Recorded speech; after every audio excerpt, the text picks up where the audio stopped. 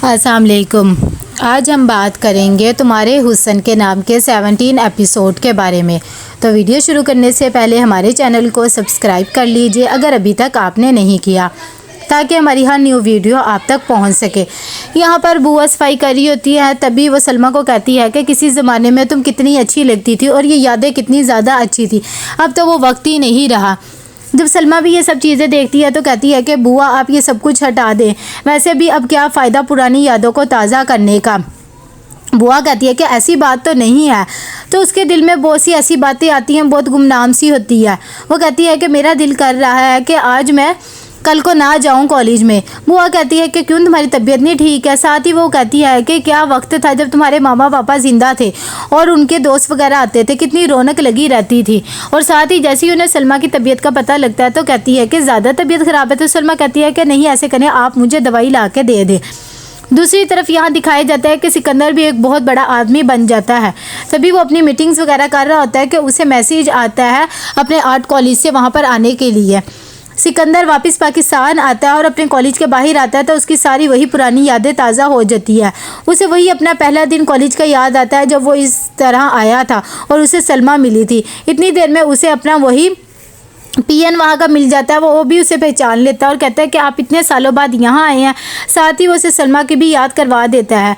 जब सिकंदर इससे मिलता है तो उसे भी बहुत ज़्यादा खुशी होती है। वो कहता है कि आप अभी तक मुझे जानते हैं, चले ठीक है, मैं यहाँ पर थोड़े से कुछ काम से आया हूँ तो मैं वो काम भी कर लूँ। तो वो कहता है कि चले ठीक है, आप कर ले। जैसे ही सिकंदर वहाँ पे जाके अपना यूनिवर्सिटी देखने लग जाता है, दूसरी तरफ यहाँ पर सारा बात कर रही होती है उमर से और वो बहुत ज़्यादा खुश होती है। दूसरी तरफ उमर भी बहुत ज़्यादा खुश होता है सारा की कंपनी से और उन दोनों की एक बहुत ही अच्छी दोस्ती हो जाती है और वो मिलने भी लग जाते हैं। यहाँ पर जब वो मिल रहे होते हैं तो एक दूसरे के बारे में जानते हैं कि तुम्हें क्या पसंद है और क्या नहीं पसंद है।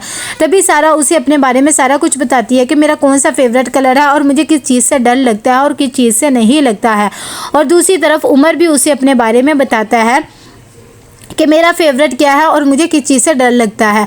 अभी वो बातें कर ही रहे होते हैं कि इतने में उसे उसके बाबा की कॉल आ जाती है। जब वो कॉल अटेंड करती है तो रख देती है गुस्से से, कभी मैं मिल नहीं सकती। यहाँ पर सिकंदर जैसे ही अपने कॉलेज को देख रहा होता है कि उसकी नज़र पड़ती है सलमा पर, वो उसे देखकर एकदम हैरान हो जाता है। दूसरी तरफ सलमा भी उसे इतने सालों बाद देखकर बहुत ज़्यादा खुश होती है। वो दोनों बैठते हैं और अपनी पुरानी यादें ताज़ा करते हैं और कहते हैं कि अब कैसी ज़िंदगी गुजर रही है।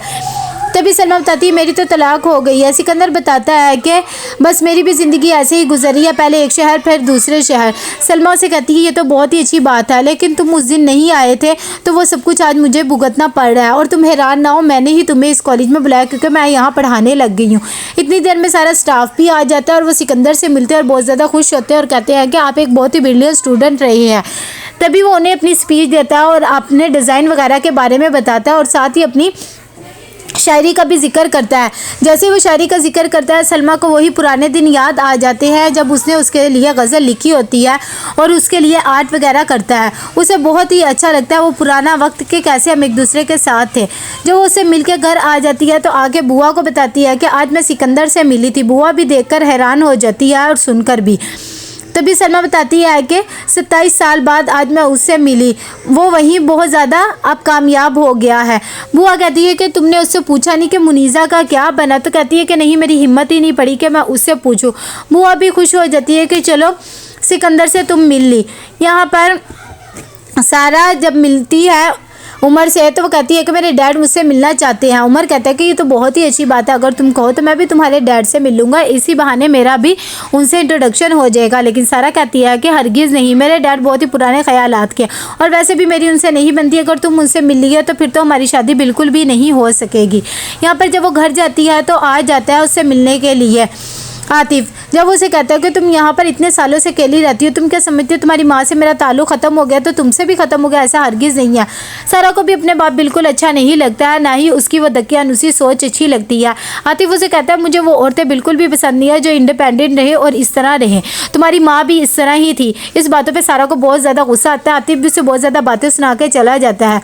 सारा अकेली में बहुत ज़्यादा हर्ट हो जाती है और उसे अपने बाप की बातें याद आ रही होती है कि इतनी देर में उमर भी आ जाता है और वो उसे कहता है कि मैं कब से दरवाज़ा बजा रहा था, तुमने दरवाज़ा ही नहीं खोला। सारा को बहुत ज़्यादा अपने बाप पे गुस्सा होता है। वो सारी गुस्सा उमर पे निकाल देती है और कहती है कि तुम क्या समझते हो, तुमने मुझे रिंग दे दिया तो अपना गुलाम कर लिया है। अगर मैंने नहीं दरवाज़ा खोला तो इसका मतलब मैं तुमसे नहीं मिलना चाहती ना। उमर कहता है कि क्या हो गया, तुम इस तरह रिएक्ट क्यों कर रही हो, मैंने कुछ कह दिया, मेरी कोई बात बुरी लगती है। वो से रिंग भी उठा के उसके मुंह पे मार देती है और कहती है यहाँ से चले जाओ, मुझे कोई भी तुमसे बात नहीं करनी, तुम सब मर्द एक ही जैसे हो। बेचारा उमर भी वहाँ से चला जाता है। यहाँ पर सलमा सिकंदर के बारे में सोच रही होती है कि उसकी कॉल आ जाती है तो वो उसे कहती है कि किस तरह याद कर लिया। सिकंदर कहता है तुम तो अपना अता पता भी नहीं देकर गई, आखिरकार मैंने ही तुम्हें ढूंढ लिया, मैं तुमसे एक दफ़ा मिलना चाहता हूँ। अगले दिन वो दोनों मिलते हैं तो सलमा उसे कहती है कि मेरे मामा पापा तो फोत हो गए हैं, तुम बताओ तुम्हारी ज़िंदगी कैसे गुजरी है, बच्चे वगैरह हैं। और साथ ही वो उससे मुनीज़ा के बारे में भी पूछती है। जब उसे मुनीज़ा का पता लगता है कि वो तो कैंसर की वजह से मर गई तो उसे बहुत ज़्यादा दुख होता है और कहती है कि तुमने दूसरी शादी नहीं की है। तो वो कहता है कि नहीं, मेरा एक बेटा है। खैर तुम बताओ तुमने अभी दूसरी शादी क्यों नहीं की। सलमा कहती है जाहिर बात है तुमसे मोहब्बत करती थी, एक दफ़ा निकामी होगी, दूसरे मर्द पे कैसे कर सकती थी भरोसा। यहाँ पर सिकंदर फिर से एक दफ़ा उसे प्रपोज करता है और सलमा को कहता है कि क्या अब मैं तुम्हें कहूँ मुझसे शादी कर लो तो तुम कर लोगी। सलमा भी सोच में पड़ जाती है। तो कैसा लगा आपको एपिसोड, लाइक में शेयर करके लाजमी बताइएगा। अल्लाह हाफिज़।